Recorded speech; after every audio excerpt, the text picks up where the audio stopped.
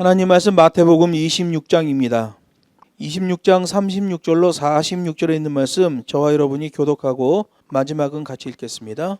이에 예수께서 제자들과 함께 겟세마네라 하는 곳에 이르러 제자들에게 이르시되 내가 저기 가서 기도할 동안에 너희는 여기 앉아 있으라 하시고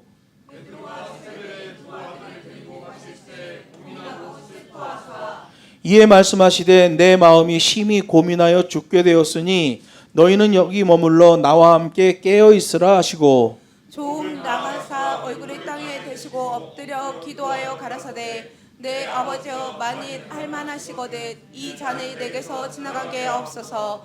그러나 나의 원대로 마옵시고 아버지의 원대로 하옵소서 하시고 제자들에게 오사 그 자는 것을 보시고 베드로에게 말씀하시되 너희가 나와 함께 1시 동안도 이렇게 깨어 있을 수 없더냐.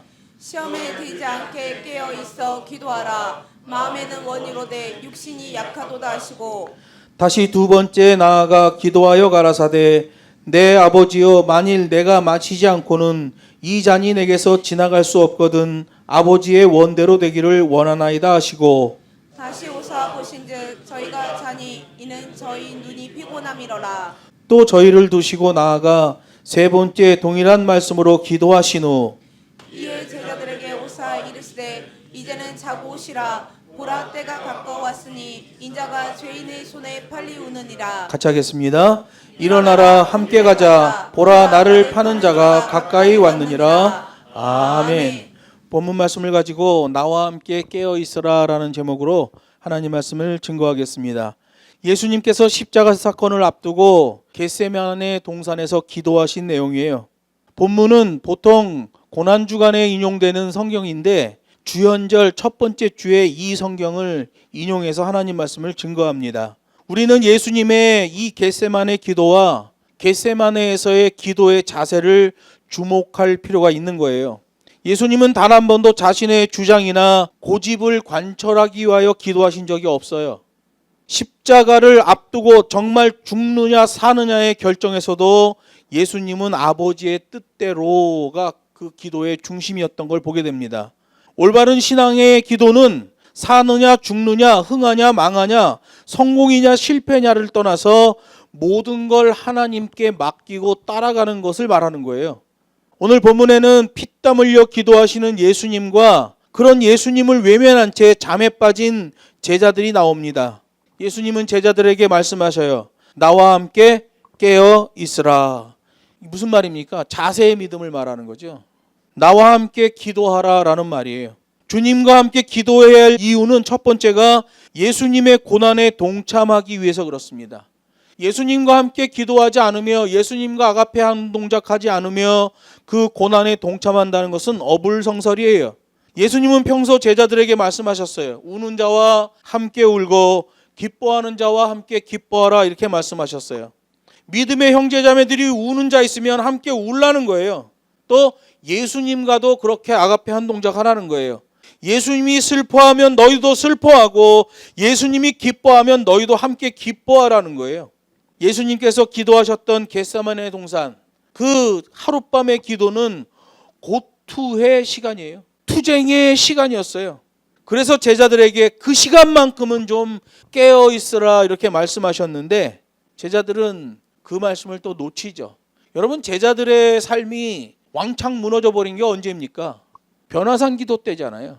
변화산 기도 때도 잠을 자버립니다. 그리고 나서 헛발질하고 계속 꼬리에 꼬리를 무는 문제가 일어났었는데 마지막 겟세마네 동산에서도 역시 제자들이 잠을 자버리는 걸 보게 됩니다. 답답한 거죠. 자세의 믿음이어야만 겟세마네 동산의 주님의 그 고난에 동참하는 것이다 이렇게 말씀하시는 거예요. 여러분 이거 잘 봐야 돼요. 뭐 겟세마네 동산 그건 뭐 슬프고 어떻게 주님이 땀방울이 핏방울이 됐어요. 가슴에 느낌이 와요. 아무 소용없어요 그런 거. 그런 거 아무 소용없어요. 중요한 건 뭐예요? 자세의 믿음이죠. 깨어 기도하라. 그러면 같이 깨어서 기도하는 거예요. 그게 믿음이에요. 주님 내가 주님 너무 사랑해요. 근데 졸려서 잠깐 잔 거예요. 소용없어요. 자세의 믿음이 진짜 믿음이다. 천국 기념책에 기록되는 것도 자세의 믿음을 기록하는 거예요. 그 사람의 행위에 대하여 기록한다 그러잖아요. 그 사람이 뭐 뜨거운 믿음을 가졌다 필요 없어요. 그 사람에게서 자세의 믿음이 나왔냐, 이게 중요한 거죠. 우리가 주님과 함께 기도해야 될 이유는 첫 번째는 예수님의 고난에 동참하기 위해서, 두 번째는 시험에 들지 않기 위해서 함께 기도해야 돼요. 41절을 보면 졸고 있는 제자들에게 말씀하십니다. 시험에 들지 않게 깨어 기도하라, 이렇게 말씀하셔요. 작은 일에 충성하지 않으면 큰 일에 충성할 수 없어요. 그 겟세마네 동산에서 잠깐 주님과 함께 기도하는 것 놓쳐버리면 그 인생이 시험의 구렁텅이로 빠져버리는 거예요. 그래서 우선적으로 우리 자신을 위해서도 깨어 있어야 된다는 거예요. 세상은 영적인 전쟁터예요. 한시도 마음을 놓으면 안 돼요. 변화산에서 함께 기도하지 못하고 잠들었던 제자들, 그 다음에 꼬꼬무, 꼬리에 꼬리를 무는 문제가 계속 발생하고 헛발질에 늪에 빠져버리죠. 겟세마네 동산에서도 역시 그 상황이 나오게 됩니다. 예수님을 따라 깨어 기도하지 못한 제자들이 시험에 빠지고 마는 거예요.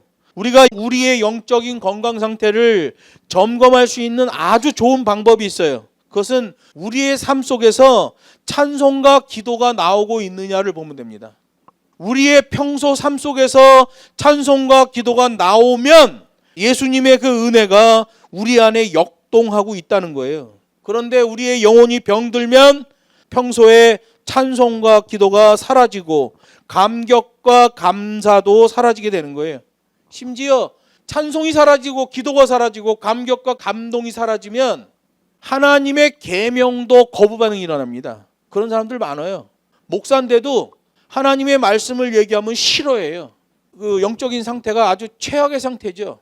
기도와 찬양이 안 나와. 감사와 감격이 없어요. 그러니까 하나님의 말씀이 나와도 거부 반응이 나와버리는 기독교인이 나와지는 거예요. 그렇게 베드로는 젊은 시절에 깨어 기도하는 것을 실패했어요. 그리고 훗날 베드로전서 5장 8절에서 이렇게 외칩니다. 근신하라, 깨어라, 너희 대적 마귀가 우는 사자같이 두루다니며 삼킬 자를 찾는다, 이렇게 말해요. 시험에 빠지지 않으려면 기도해야 돼요. 주님과 함께 기도해야 될 세 번째 이유는 기도의 때가 항상 있는 것이 아니기 때문에 그렇습니다. 여기 45절 말씀 보면 가롯 유다가 병사들을 데리고 예수님을 잡으러 오잖아요. 이미 겟세마네 동산에 들이닥치고 있기 때문에 이제는 제자들이 뭐 주님을 따라서 기도를 하려고 해도 할 수가 없는 상황이 온 거예요. 기도할 수 있는 시간은 항상 있는 게 아니에요. 기도할 수 없는 상황도 온단 말이에요. 세상의 모든 일에 정확한 때가 있듯이 하나님께 드리는 기도에도 때가 있는 거예요. 겟세마네 동산에서의 제자들은 그 시간만큼은 예수님과 함께 깨어 기도했어야 돼요. 이 시대에도 기도를 소홀히 여기는 사람들이 있죠. 기도를 미루는 사람들이 있어요. 예수님이 말씀하셔요. 시험에 들지 않게 깨어 기도하라. 시험 당하지 않으려면 깨어 기도해야 되는 거예요. 말씀을 했습니다. 오늘은 주연절 첫 주일이에요. 예수님께서 육신으로 오심을 기념하는 현현절이지만 공생의 마지막 십자가 지시기 직전에 겟세마네 동산의 교훈을 살펴봤어요. 이 교훈은 예수의 재림과 천국을 사모하는 모든 그리스도인들에게 항상이라는 수식어로 강조해야 되는 말씀이에요. 항상 깨어 기도하라. 올해도 시험에 들지 않도록 깨어 근신하는 저와 여러분 되기를 주 예수의 이름으로 축복합니다.